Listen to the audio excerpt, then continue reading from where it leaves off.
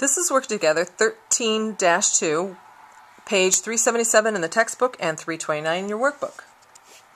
This is dealing with more taxes. So far you know about the employee paying income tax, employee income tax, Medicare tax, Social Security tax, and then they have other things taken out of their paycheck like health insurance and bonds. But the three taxes are income tax, Social Security, and Medicare.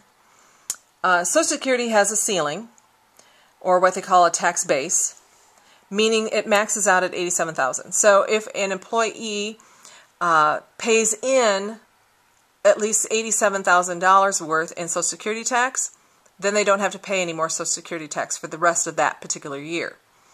There is not a ceiling for Medicare tax. Now, there are four taxes that an employer has to pay on payroll as well.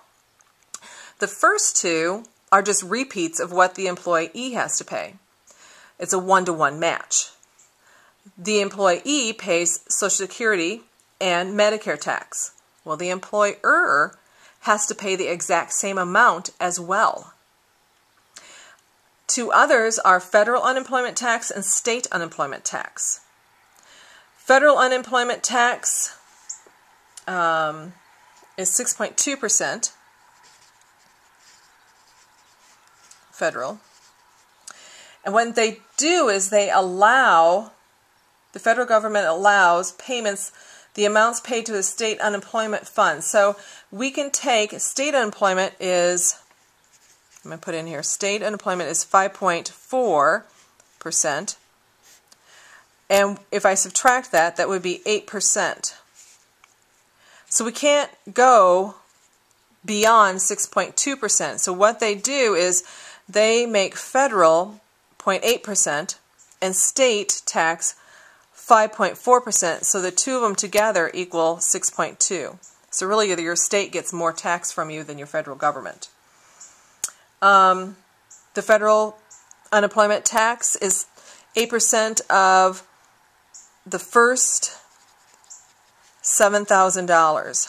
Anything beyond that, not taxable. Then the state will take 5.4% of your total earnings. So let's see if I have this right. Let's go to the actual Work Together and start working on this. I know this is confusing. Here we have accumulated earnings April 30th. This is how much this person has made from January to April, and I'm just going to put January to April. They've made $5,100, and Irma has made $7,350. Well, remember there's a ceiling of $7,000 here. If I were to take the $5,100 plus $637.50, these two added together equal $5,737.50. Well, that doesn't meet my $7,000 yet, so my unemployment tax earnings would be $637.50. Meaning they're asking what's taxable. Well, this whole amount is taxable. Whereas for Irma, she's already hit that $7,000 mark. So it doesn't matter that she made another $920. She doesn't have to pay tax. So we're going to put in 0 in there. So if I were to carry this down, it says total earnings for this pay period would be these two numbers put together, the $637 and $920, which equals $1,557.50.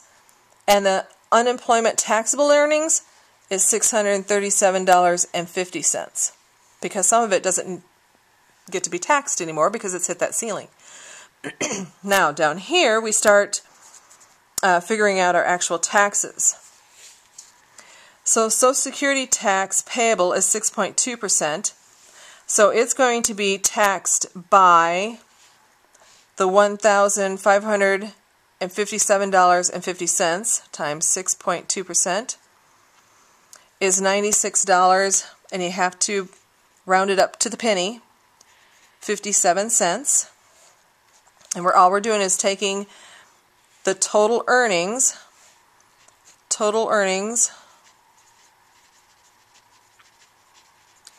times 6.2%. Same way with Medicare, we'll take total earnings but times 1.45%.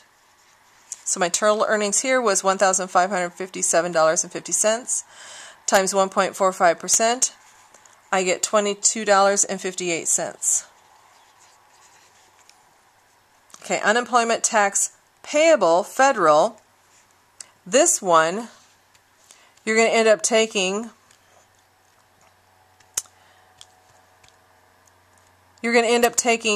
the unemployment taxable earnings total. So you're going to take $637.50 times 0.8%, and that will give you $5.10. And same way with, oh no, take that back. They didn't split them. Oh, I put it in the wrong spot. Sorry. Try that again. $637.50 times 0.8%, $5.10, and then $637.50 times 5.4%. So what is that? $637.50 times 5.4%, $34.43. Now if we add these taxes together, we'll get a total of $158.68. And that's what the employer is going to pay in taxes. Now these top two numbers should be the same amount as what the employee has deducted from their paycheck already. Next step, it says, yada yada yada, I'm looking. Journalize the employer's payroll taxes for May 1st through the 15th pay period on May 15th the current year. Use the General Journal, page 10, memorandum number 46. So let me move this down. I think I have to zoom out a little. I feel like I'm moving further and further away from my work area here. All right. Okay, so what I'm doing is recording what the information says up above. Where it said total payroll taxes, that's my expense. So this is what, May 15th, 2012, and this is called payroll tax expense. So whenever we record employers' taxes, think of it has R in it, so we're using payroll expense. Then we have to list our different taxes out. We have Social Security tax,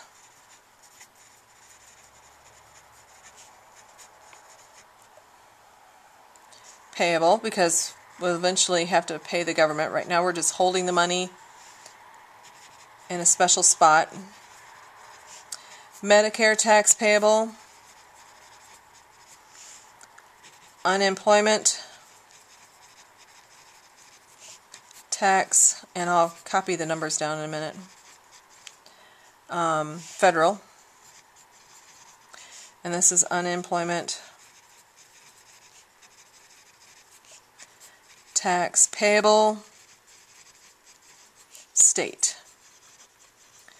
Okay, so my payroll tax expense is debited $158.68. My Social Security tax is $96.57. Medicare is $22.58. State unemployment is $5.10. State unemployment is $34.43.